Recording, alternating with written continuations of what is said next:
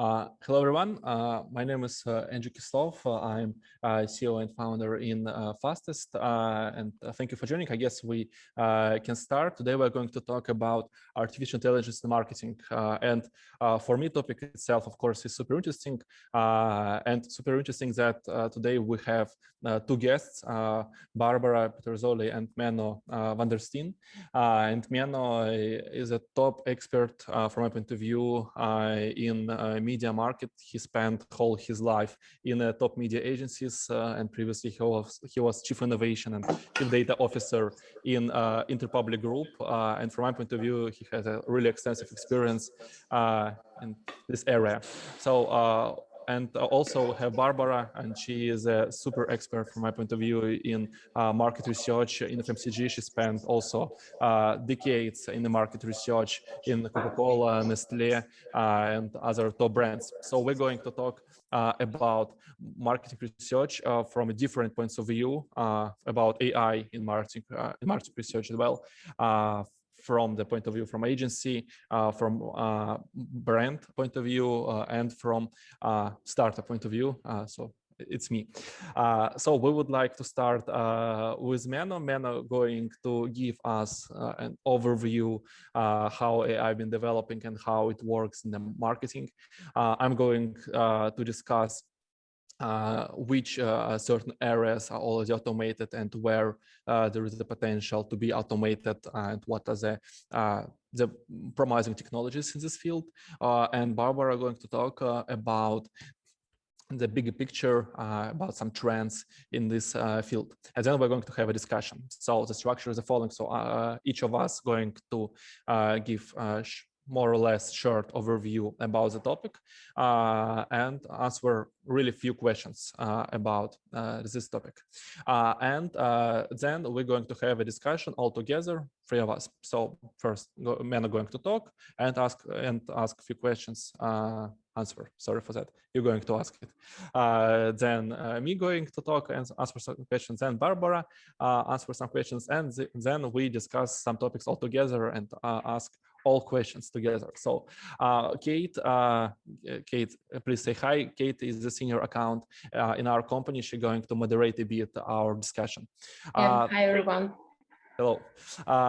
If you have any questions, please answer in the chat. And also, yes, we have to block all the voices and all from you. Only we are allowed to speak because we're speakers. So let's start. Menno, the mic is yours. Okay, and cool. also one technical thing, as you are an organizer, please cut off all the voices and audio from other participants. Thanks. So technical part is over. The mic is yours. The webinar is recorded, so so you know, so you can also check it later. So I'm going to talk a bit about artificial intelligence in marketing. I have some experience with artificial intelligence, and like Andrew said, I'm working in data and tech for quite a while within the media agency world. So I worked for IPG media brands, and before that for different advertising agencies, and also at Schiphol Airport. I did some marketing communications projects, and mostly about digital and about data. And then, of course, you start automating things, and then you, will also learn about artificial intelligence and machine learning. So I'm going to talk about, to be honest, the general intelligence. So it's not just artificial intelligence, but artificial general intelligence. And that's machines being able to learn themselves.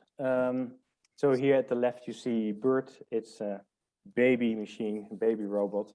And what he is curious. So he's really learning stuff by himself. He's trying to understand the world. And that's where machine learning is and artificial intelligence is moving into.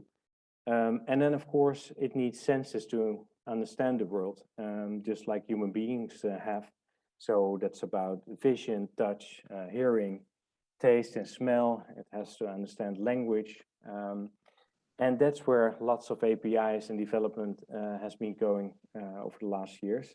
And of course, it also has to understand how the brain is working. And there, neuroscience kicks in. If we see how artificial intelligence has been adopted now within different companies, Gartner did big research within 3,000 CIOs around the world. Around 37% of all the companies implemented some form of artificial intelligence. That has been growing the last 4 years, 270%. 52% of telco companies are using chatbots in their service management. And 54% claim that a lack of knowledge within their companies is blocking growth the most. So that's the biggest problem, to get those people inside the company. Of course, they're really scarce. So if you look at artificial intelligence within marketing, it's mostly about chatbots and assistants, shopping assistants, for instance, and customer service request handling. It's about recommendations, like Amazon started a long time ago with book recommendations, but now on all e-commerce platforms, recommendations are big, and also within publishers and news companies, etc., but also within Facebook and Instagram. It's all about recommending content based on profiles, etc., and stuff you like. Fighting fraud is an area where artificial intelligence is big at the moment. So it's also fake news surveillance, which can be automated. Credit card fraud predictions, all kinds of fraud, surveillance.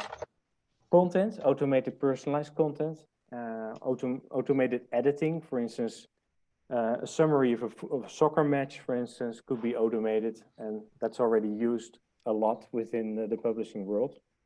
But also ads just created on the fly. I read about Alibaba also having an engine that is creating Google ads, for instance, totally fully automated in 60 languages or something. Then vision solutions. So think about Google Lens, recognizing vision, recognizing images. I'm going to talk a bit more about it later on also. And of course, programmatic buying, automated buying of ads, automated targeting, and auctioning, etc., within the ad buying sphere. So there's a lot going on in marketing on AI, and also made this little picture where we see AI in advertising highlights through time, starting in 1861 with the first weather forecast, and where shop owners put the umbrellas outside when the rain was forecasted as a first start of kind of, some kinds of intelligence and predictive data. To book recommendations, the first one in 89, to natural language content prediction and recognition, to the Google's interpreter in 2019, where it can now real-time translate 44 languages, which is great, of course. Towards, Tesla bots launched just last month, when Elon Musk showed the new robot that will be there for use. And of course, we hope we won't end up in one of these pods being batteries for the machines, like in the movie Matrix. But we are all there to prevent this from happening. So what I did with the Vision API from the Google stack, it's all open source. You can also try it yourself. So you can upload a visual, and then the machine is just, highlighting everything that's in it. So including the place where this picture has been taken, somewhere in Korea, I think. And the objects that are recognized, like bicycle wheel, tires, bicycle, etc. Color coding, if there's, all kinds of information, if there's text in it, is recognized. And what we did with this technology, we did a big research study, and we uploaded 13,000 ads in the Vision API, and then we got a lot of data back about the creative elements in these ads. And we also knew the click-through rates of all these ads, so we could create a model that predicts click-through rates based on creative characteristics in the ads that were, delivered by Vision API. This is a study you couldn't do because you need 100 students to label all these ads, but the machine does it for you now, so you can do this type of big scale analysis yourself today due to AI. So here we created a little tool that that allows you to upload your advertisement, and then it calculates the predicted CTR, but also gives you some ideas what to change and what will happen if you put the logo on the left or on the right or a little bit bigger, or you change the dominant color or that type of stuff. So it's really, a first step into going into automated creative content. What's also interesting about AI is that it gives great branding opportunities. This is Brickit. It's an app that is, I don't think it's owned by Lego, to be honest, but it's just from enthusiasts. So you use the Vision API, you take a picture of your pile with Lego, and then it recognizes all the colors, all the shapes, and then it gives you ideas what to build with it. Really interesting, something, really applicable and great fun, and actually pretty easy to do because the Vision API technology is really very good at the moment. So so the AI promise for marketing, this is based on Accenture, by the way, we will improve productivity big time, not just in marketing, but also in all kinds of other business areas. So we think productivity will go up 40% in 2035. More accurate buying can increase profitability of campaigns by 38%. Better and faster customer insights, of course. And you can drive personalization of ads with that. That could be automated, so automated content production. Yeah, and like Brickit, lots of new branding opportunities and user experiences that could be great and better. So that's, in short, my share on artificial intelligence in marketing. Thank you very much for this presentation, Benno.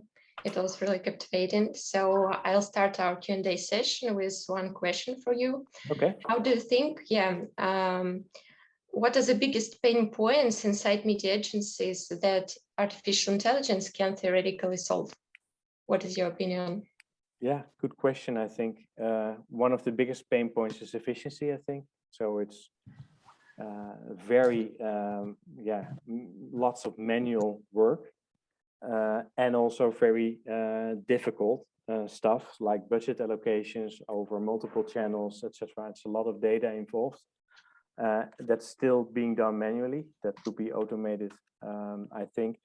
Also, content creation, like we just saw in the examples that I showed, and campaign evaluation and reporting. I think there's a lot of efficiency to optimize. And also the insights part. So Andrew is going to talk a bit more about it, of course, and how quickly you can optimize your messaging, and the effectiveness will increase a lot. So first of all, I also have a question for Benno. From point of view, okay. Which profession is going to be replaced first of all? So I mean, creative guys or target managers or marketers which allocate the budgets. So who going to lose their work first of all? Yeah, I hope nobody. But I think the work will be a lot more fun because you don't have to do the boring repeating stuff yourself, and also lots of data entry and filling in Excels. I think that nobody likes that to do all day. So I think that will be a lot more fun. But I think also the creative side, I think it's working together with the machine. Yeah, you are going to talk a bit more also about this relationship, but also we did some research about edit strategies based on human and machine predictions.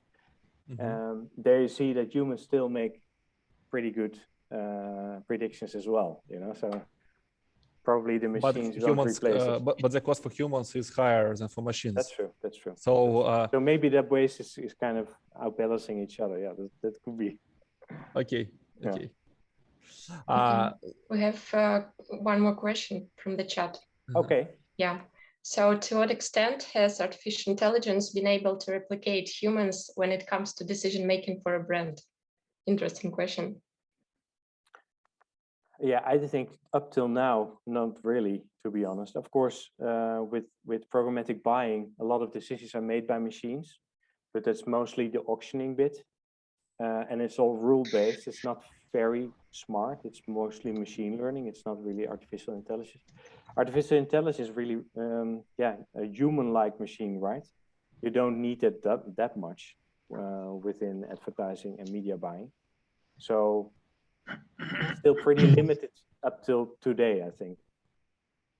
But if people have other views, it might be interesting to discuss later on at the end of the presentations. So I guess it's my turn now. Start to talk, and I would like to. Okay, I don't like. Okay, so I'm going to start my presentation. Thank you, Menno, for your part. It was very interesting, even though I already know a number of things. It's interesting each time to hear about it. So I'm going to talk about artificial intelligence in marketing research. So first of all, whoa, it's too speedy. So I would like to say a few words about myself. So I am Andrew Kislov. I am a neuroscientist by my education and an entrepreneur by my spirit, let's say. So I get bachelor's, master's, now finishing my PhD degree in the field of cognitive neuroscience. And I'm founder in FasTalks, where we bring neuroscientific solutions to online area and trying to automate neuroscientific approach and make it fast, scalable, and cheap. So I'm going to talk about the research process and where artificial intelligence can automate anything. So we can roughly distinguish whole research process into few steps. So the first step in the research is a research problem. So we're trying to come up with some problem and example, trying to choose which creative work is better. Or how to change this video, or how to allocate the budget across different videos.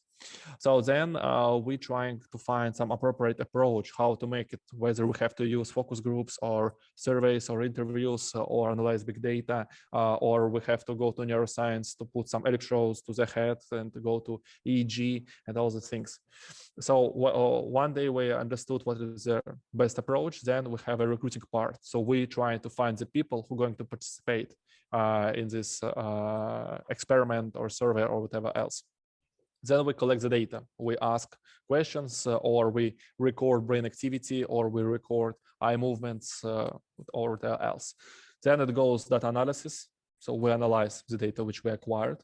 And based on this data, and this is, I guess, one of the most important steps in the research, we're trying to generate insights. So we trying not just to bring the data, like, dear client, look here. So we're trying to make some recommendations and insights, like, dear client, your audience behaved like this, not like that. So you have to keep it in mind when you're going to make your communication strategy or promo action or whatever else. So this is a kind of a creative work.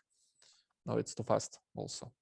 And then there is a part with reporting. So we're trying to put all these things into a nice presentation or something else. So I guess it's quite clear the process is the same. First of all, I'm going to say a few words about recruiting part.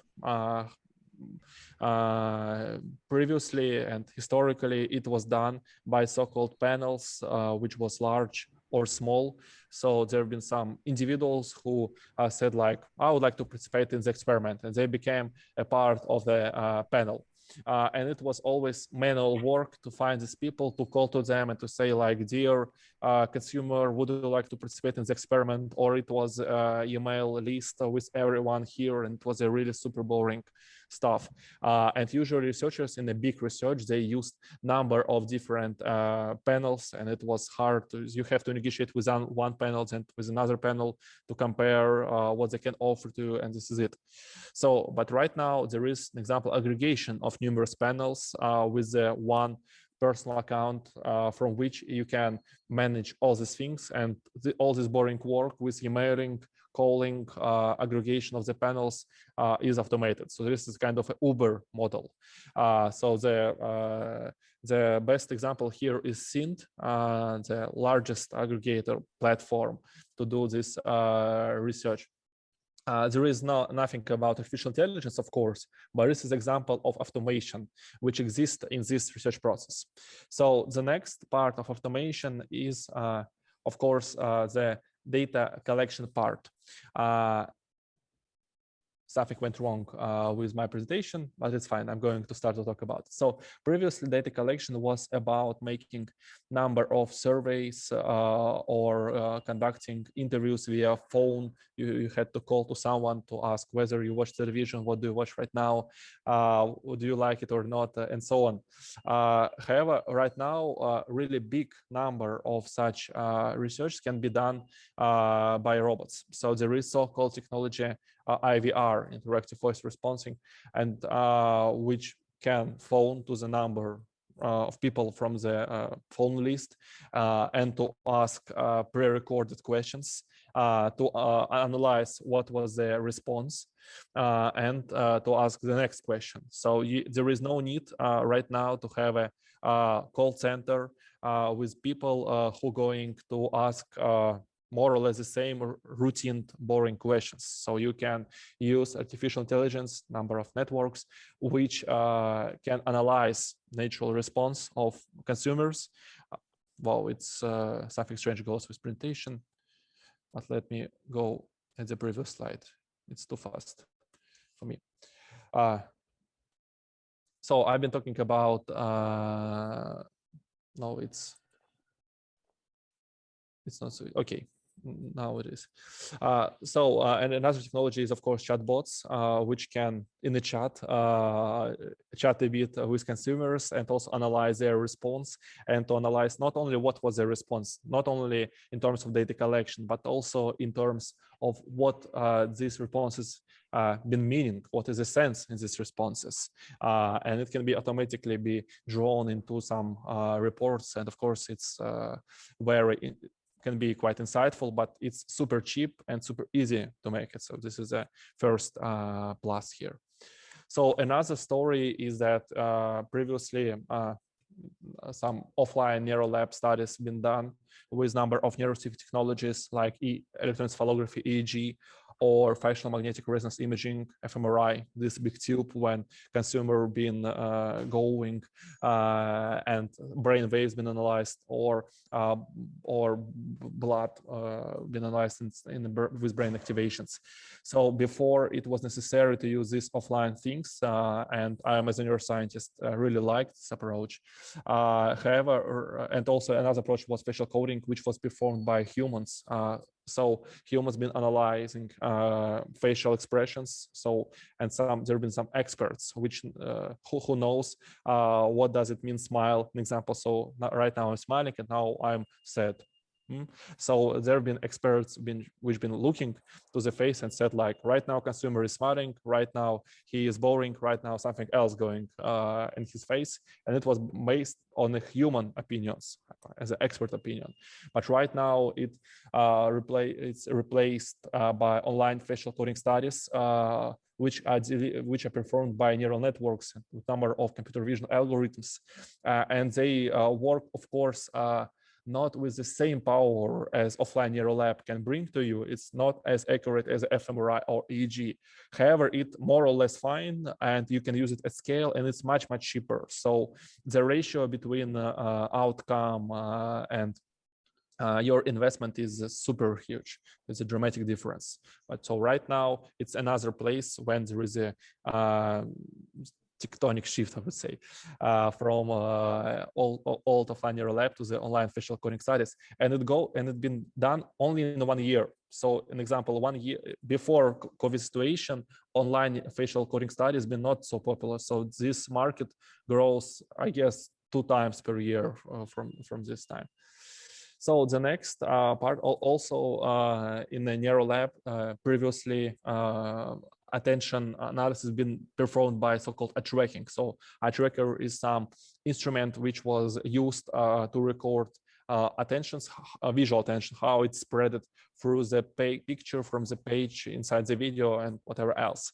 And it was done by humans on humans. So there been one human from the lab which been turning on eye tracker, and he needed subjects to go to the lab to record eye movements. But right now there is a huge databases with eye tracking, and there's number of guys trained in neural networks to predict attention, how the attention is going to be spread across the number of features inside the images, and it works more or less fine. The accuracy is close in the number of tasks to the real eye tracking studies.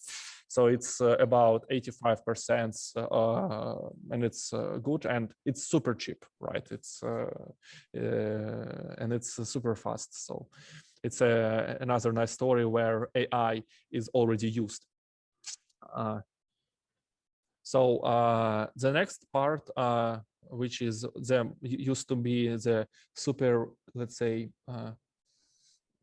opinion-based, previously it's insights parts, insight generation, recommendations. So historically, of course, insight generation was done by some kind of a creativity of the researcher. So researcher been used to look to the data, to the number, to some statistics, and to say, this means that. An example, here people don't like this celebrity, we have to change it. Or people do not like that the brand logo appears too much time inside this video. Or people looks like people do not like the structure of the story. So it was all done by, first of all, the data, and secondly, on the opinions of the research guys or the manager or whoever else. And he translated these numbers into some insights and some recommendations, which was delivered in the report. But right now, based on some evidences from neuroscience, from big data, we know some answers to the really important questions. So in the example, yes, so this is what I'm talking about. So right now we have also shift from research creativity to some evidences from neuroscience, big data analysis. So in example, they've been super nice work from neuroscientists. They analyzed whether we have to use multiple or single brand exposures, and whether we have to whether we need narrative structure. So they distinguished whole videos, whole ads into a few steps. So in the video, in the narrative structure, you need equilibrium, and everything is perfect as always. Then you have a disruption, some new event goes in this video. Then people in this video recognize this disruption. They have an attempt to repair this disruption, and it goes back to equilibrium. So it's the common structure of the narrative. And the question is whether this is a nice idea to use narrative structure in all videos, right? Or it's bad. Also, another question is whether we have to use single brand exposure everywhere to show it as much as possible, or only at the end, like it was Coca-Cola or whatever else. So they made a database out of 4 types of the videos. So the first type is single brand exposure with narrative structure. Another one is single brand exposure without narrative structure. The third one, multiple brand exposure with this structure. And the fourth one, something happens with my, yes, here it is. And the first one is the same single exposure without narrative structure. So it's clear, multiple exposure, narrative structure, multiple exposure, non-structured, single exposure, structured, single exposure, not structured. And they shown these videos to the number of people which been watching these videos inside EEG. So they recorded their brain activities with this tool. And also they asked a number of questions, of course, about what they just saw. So they found then when there is a narrative structure, it increases brain rhythms which are connected with memorization and with decision making. So they found that if the video has narrative structure, it's going to be more likely be memorized. It's better going to bring you to some right brand attitudes, and it's going to push better to the decision making to buy the product. And the same more or less with multiple exposures of the video. So in videos which have multiple exposures, the brand inside this video is going to be with a higher probability being memorized. So now we know the answer to this question. So another story is a magnificent research which was done by Interpublic Group, and Manu led this research, and it's one of the best research which I ever seen in my life. So this story was that they analyzed hundreds of different videos, and at the same time they collected the data about number of media metrics about these videos, like a view time, complete rate, CTR, and all these things.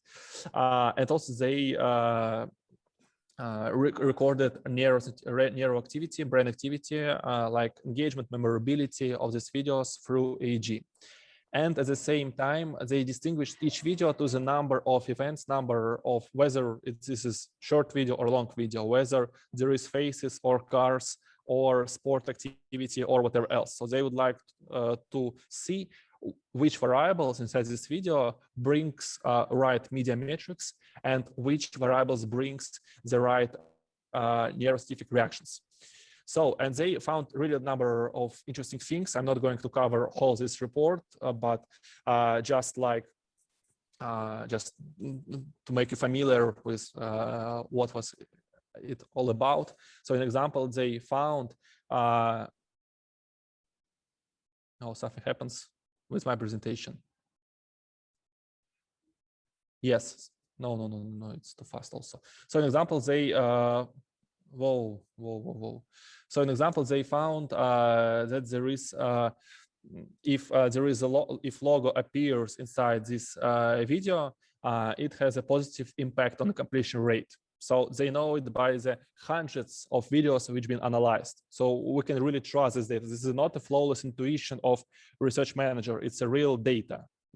So now we know that the logo impact can be really significant in terms of completion rates. It can really save money, and the let's say recommendation for all of you, more or less everywhere, if you would like to use a logo and put it inside your video, it's gonna work on the completion rate. So we know it from the media metrics. While from neuroscientific metrics, we now know certain events, certain labels, which can drive memorability. So an example, if you use some education or sport or cosmetics inside this video, it going bring you to, bring such some brain waves of your consumers which are connected with memorability. So this is always a nice idea to use these things.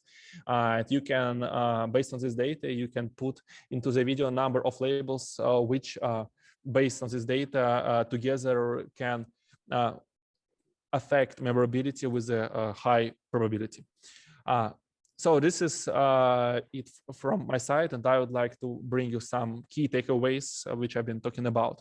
So right now there is a number of different magnificent points of the knowledge in the media and marketing environment. So there is a very nice evidence from neuroscience, from media studies, from media consumption. There is econometric approach which allows to see whether certain events delivers right outcomes in terms of sales, which is at the end of the day our aim. There is a whoa.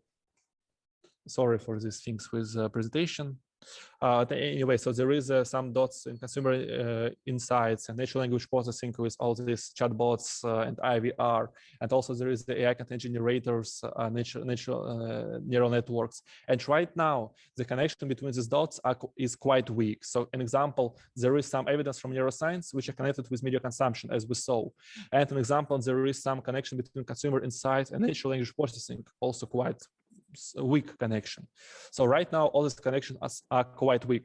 However, in some future, if we will collect all the data which we need, which is not possible through to GDPR right now. But if we'd like to just to make a fantasy, so if we would like to connect all these dots together and to collect enough data, then we can go to the really bright future when we can make some consumer insights, best econometric, or in example, we can make a we can automatically generate content based on consumer insights, which was done using neural networks, which was based on analysis of emotions, which we know is connected with some real world results with sales uplift and all these things. So we can dramatically marketing research industry and media and marketing overall can be changed dramatically if we will connect all these dots together, and these small pieces of information will be the whole picture. Right now, of course, we cannot say this is the whole picture. This is just pieces of knowledge which we're trying to connect. However, in the future, if we will connect all these things together, I guess company will deliver sales and efficiency in the marketing, and consumers will also win for it because they will be delivered with the right marketing, with the nice ads, and it's going to be nice for all participants of this interesting journey. Thank you for your attention. This is it from my side, and I'm ready to answer your questions. Many thanks, Andrew. So the first question from our chat is how reliable is to use online neural labs in research, and are they acceptable in academic world? We have to distinguish online neural labs into facial coding studies and reaction time studies and eye tracking studies. So web-based eye tracker is used rarely in the scientific world, and it's not so reliable, and it usually works not so well. So existing offline webcam eye trackers, online webcam trackers are not so fine. AI-based eye trackers are more or less fine. So as I told you, accuracy is about 80 or 85%. However, this is not this is fine for academic research. However, it's not so interesting for academic guys because it's when we try to study attention, we're usually not interested what peaks attention overall. We're trying to say how attention works, and these tools are not they cannot be done for this way. And it's also usually done by passive tasks when you do not make anything, while in scientific world you have to make some active tasks when you participate in some kind of a game or experiment, and AI-based trackers are just users here.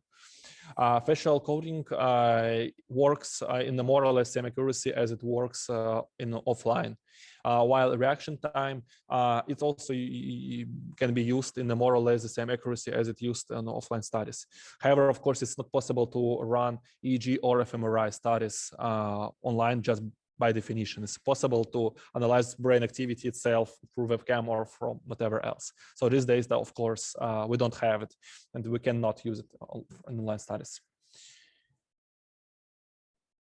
Yeah, I guess we do not have the space for more questions from me. So I'd like to ask Barbara to start her talk, and then we can move back to some questions to all of us together. Yeah. Yes. All right. Thank you, Andrew. So let me flip through the slides.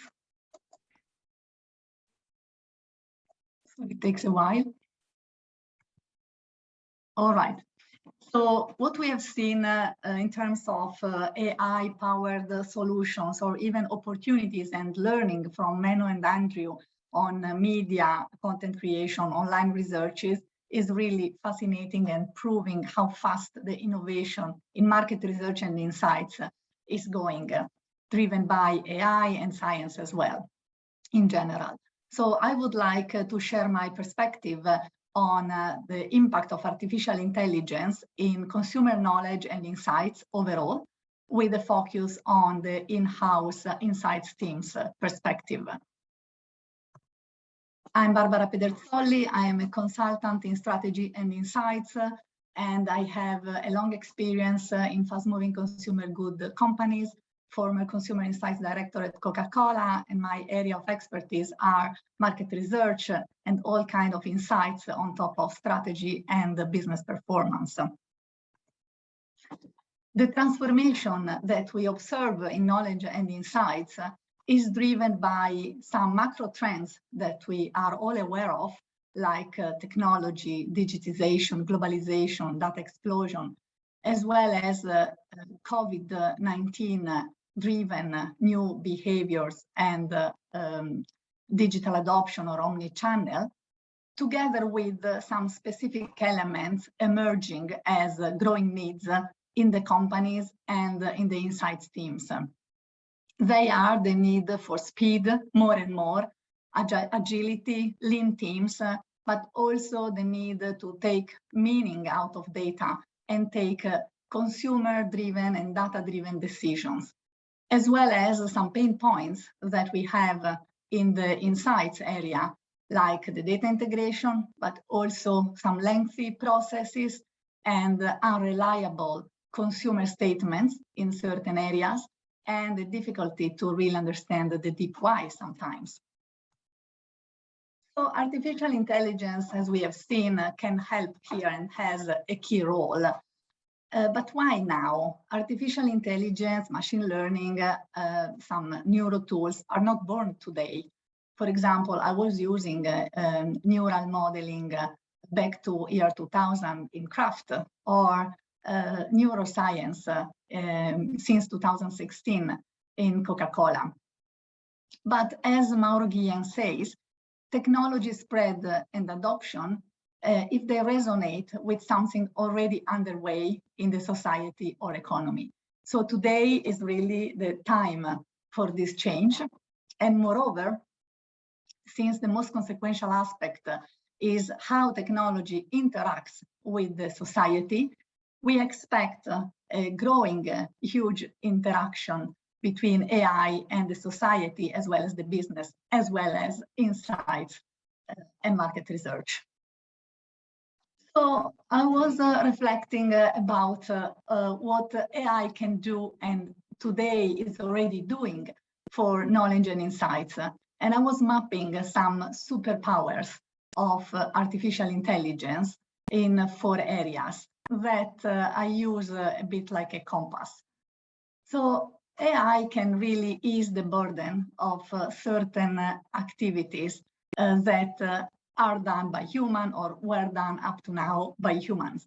So like open-ended text coding, bringing it at scale and very quickly and in a much cheaper way. Then automation in data ingestion, data management, text and visuals analytics, as well as the ability to process natural language that is really bringing a change here. Then moving to the ability of AI to boost capabilities. And this is the area of digital analytics and analytical skills, big data, neural network model.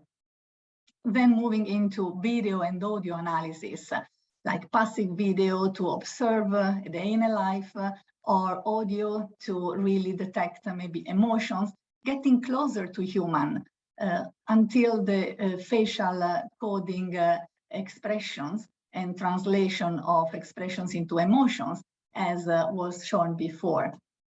And then the highest level is where artificial intelligence brings us inside the brain, like reading the mind almost through eye tracking or EEG brain activity, doing something that was not possible before or without.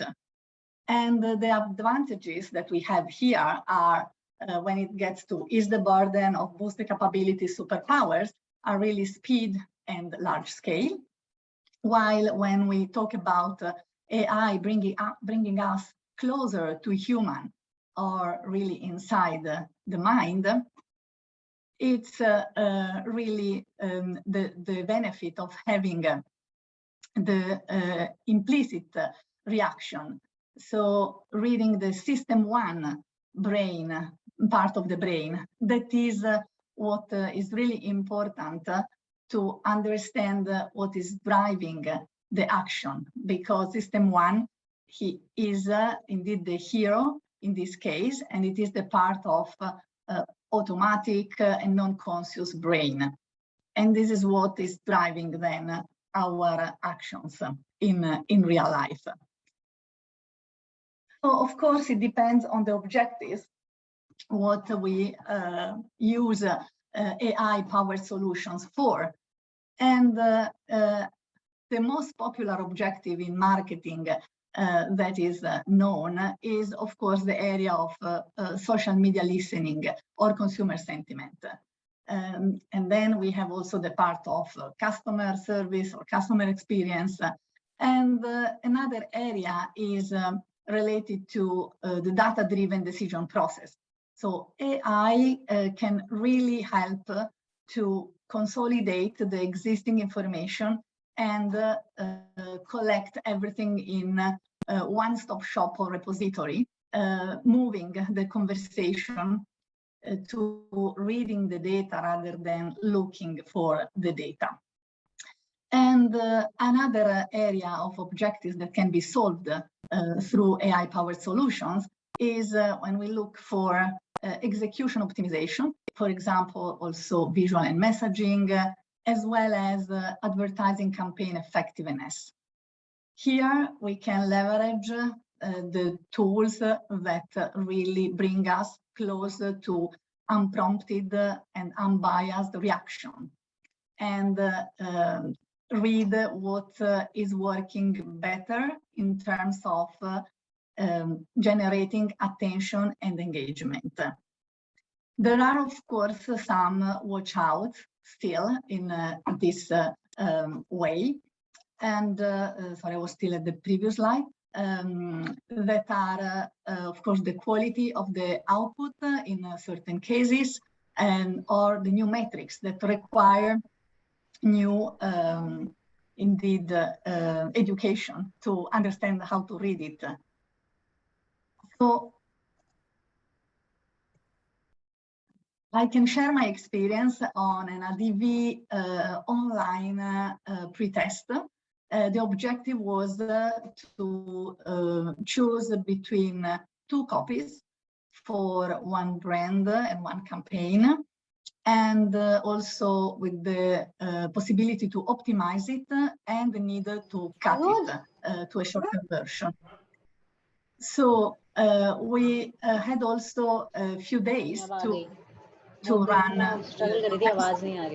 Excuse me, can you please turn off your mic, Ravina? And Mano, can you please also turn off your mic? Okay, sorry for it, Barbara, please continue. Of course, thank you. And here, facial coding worked perfectly because we had the results very quickly. We had the responses that was coming from reading the facial expressions. And this was helping us to get the better prediction of the reaction and the effectiveness in reality. Indeed, sometimes consumers are tempted maybe to play a bit the role of a brand manager for one day, or maybe they are biased from external factors, or simply by the fact that we ask them to rationalize a decision that usually is not rationalized. So going to the my final point, I can say that artificial intelligence is definitely providing a huge help to human abilities, but it is also true the vice versa. So if you can move to the next slide. Okay, thank you. So the human expertise actually maximizes the value of artificial intelligence. The main advantages are speed, automation, new predictive metrics, also minimizing human mistakes and saving time and cost. Also, facial coding, as we have seen, is really powerful to evaluate the engagement and optimize an advertising. Reskilling is critical. And I'm not talking only about technology or programming. It's really about also problem solving overall, or creativity. And also users' education is very important to embrace these new tools. One size, of course, doesn't fit all. So we need to start from the objectives. And human intelligence is fundamental for deep value-added strategic insight. And field researches, biology, other disciplines are still needed. So as a next step, I see an opportunity to keep advancing the relationship between metrics and performance. And this is true for AI, that is newer, but this is true also in general. Thank you. Thank you very much for sharing your presentation. It was very interesting. Yeah, so now questions. I will start with the first question. So Barbara, how do you think which professionals are going to be replaced soon by artificial intelligence? And is there anything that cannot be replaced by it? Right. This is a very interesting and hot topic, actually. So I think I would talk about what tasks are going to be replaced by artificial intelligence rather than what people or roles or functions. Because in different companies, the insights roles can have a very different content. So, and job description, I mean. So it's very difficult to talk about roles that can be replaced. But of course, in terms of tasks, the automation is going to play a key role. And also, it's a matter of overall efficiency, meaning saving time and cost, but also doing the job better sometimes because it minimizes mistakes, for example. And also the idea is really to free time for other kind of activities, moving from data provider to real partner and insights and business consultants. So there is for sure coding activities, data management, even a first level of data processing, of course, through queries that can be done and replaced by the machine. While I think that when it gets to interpreting the data, understanding especially the so what are the implications for the business, and also understanding some deep human truth, we still need human intelligence and expertise. Thanks. And we also have one more question from the chat. I think we can answer it. So are there any statistics that AI and neuro-driven solutions are significantly impactful than traditional market research techniques? I think maybe it's a question not only for Barbara, but for... Yeah, I guess it's a question for each of us, can be, but let's start with Barbara. Right, yes. What do you think? I think it really depends on the objectives, first of all. If, let's say, AI and neuro-driven solutions are have more impact than market research, more traditional techniques. But when it gets to understanding, for example, the advertising effectiveness and campaign, it's, let's say, the key point is that AI and neuro tools are reading the reactions that is closer to reality. So what is happening in reality before the rationalization. So this is what proves that if we observe this reaction, we can understand how much the attention or engagement will be. It doesn't mean that they can tell us about if the positioning is correct, for example. This is another topic. But when it gets to the response to a video, for example, these tools are really powerful to read the reaction closer to reality. And therefore, they can predict better. And there are benchmarks. So, of course, there are numbers already that can tell what is the level of attention, power, or let's say engagement that are higher than an average or a norm. And this can also maybe help in reading the results. But maybe Andrew, I hand over to you. Okay, thank you, Barbara. I completely agree with you in this topic. I would like to distinguish this answer in two parts. So we might see to this AI or neuroscientific effectiveness in terms of costs and in terms of uplift in sales or in whatever else in other metrics. So reduction of cost is quite clear. It's super clear in example. So I can go to some panel to ask people to call everyone to find people to participate in the research, or I can go to Cint or to other panel aggregator. So the difference in costs would be significant in this field. So I guess it will be like in Cint, it can be, let's say 1,000, while in the panel it can be, let's say $3,000, right? So, and the effectiveness here is super clear.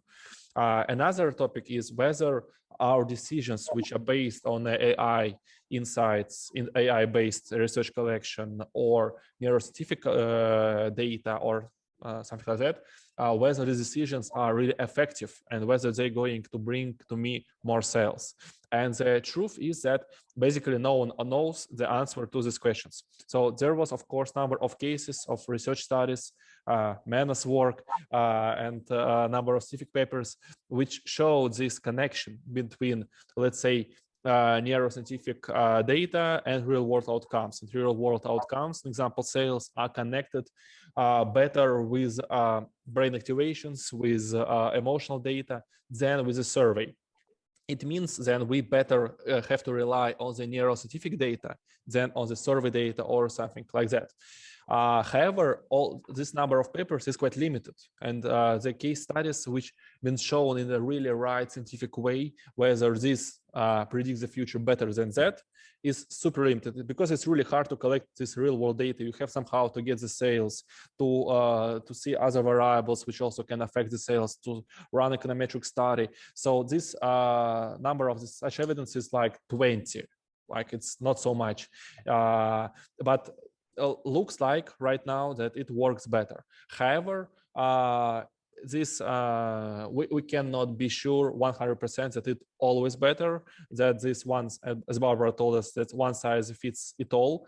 And for me, we will know it for sure when we will connect all these dots for my presentation. We will run number of econometric studies and to somehow link it with marketing research and with media consumption and with the neuro data and the surveys and all these things together. So then, only then, we will know for sure what is working and what is the impact on the business. Before that, we can use only our common sense, more or less, and our common sense, of course, bring us information that it works, and it works much better in a number of cases than the survey data or other data.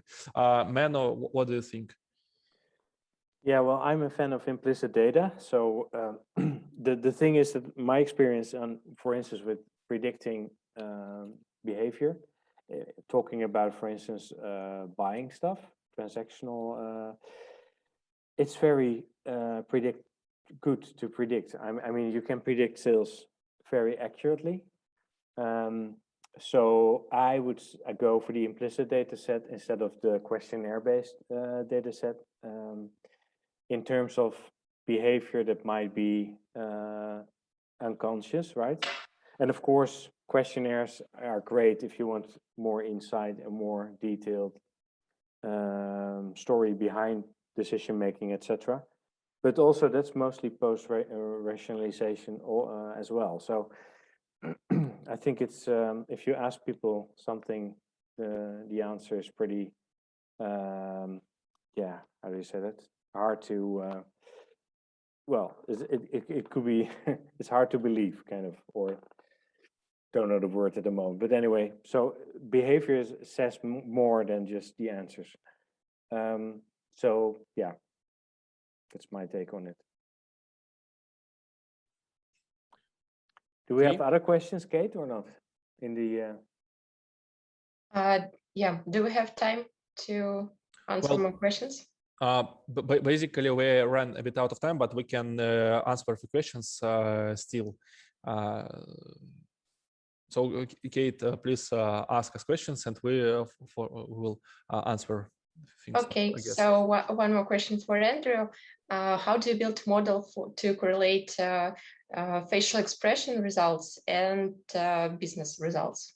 I mean, I have not built such model. This is the first answer. So I have not built a model which can predict sales based on facial expressions, and I'm not sure whether it's possible. So the model, I even haven't built any model in my life. So I only use existing models in an accurate way and use appropriate data science to get the most out of it. So neural networks which are built, they are trained on thousands of people who've been watching number of emotional videos. So we know based on this data, we can make some kind of predictions which facial features are connected with each emotion. And another topic is whether such emotions are connected with sales uplifts or with other media metrics.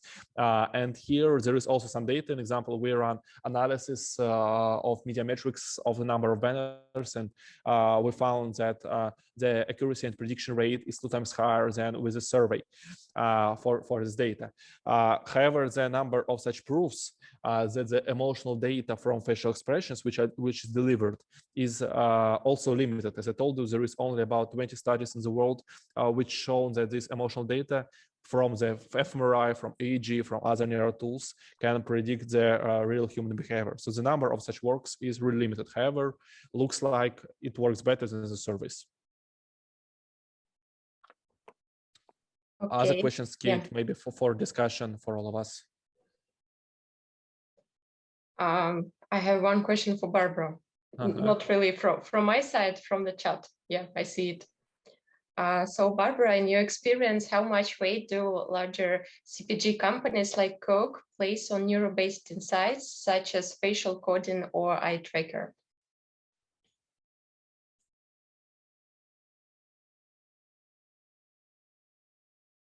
I don't hear you, Barbara. You're on mute? You hear me? Yeah, now it's okay. Okay, sorry. So the situation of using and relying on neuroscience or artificial intelligence, I think it's very diverse in companies and even in big brands.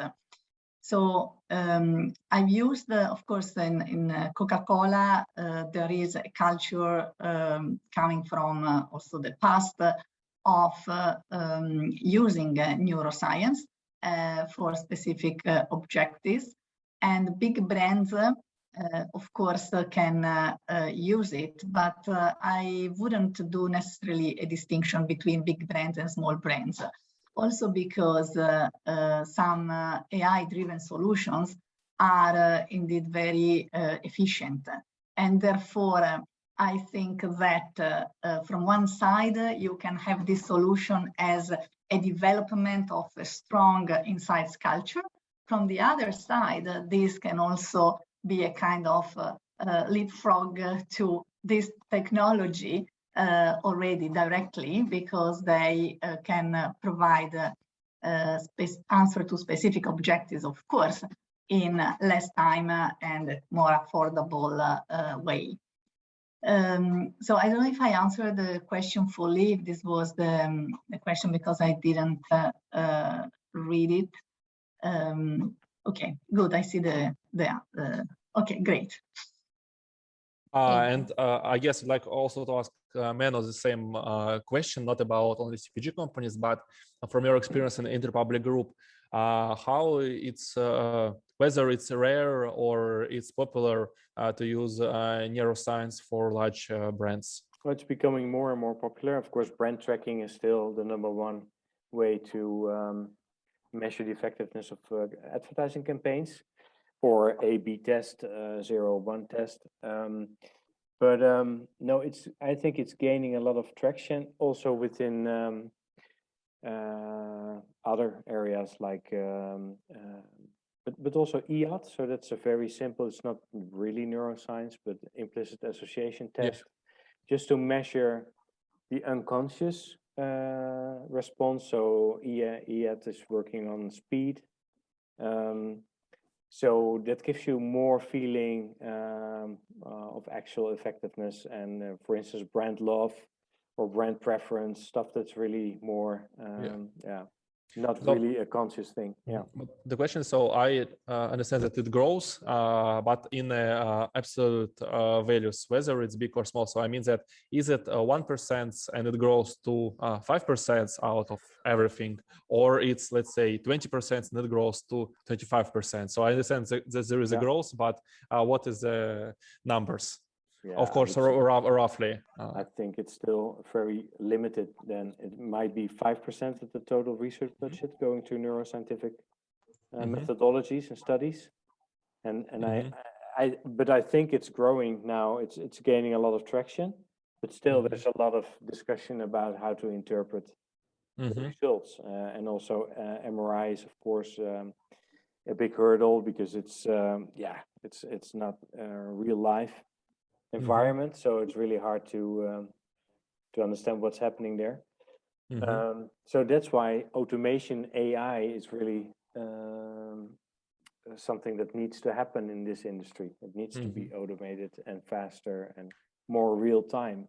And then, for instance, working with facial recognition and eye tracking as a combination is a very good fast start. Also to create scale and to create bigger data sets.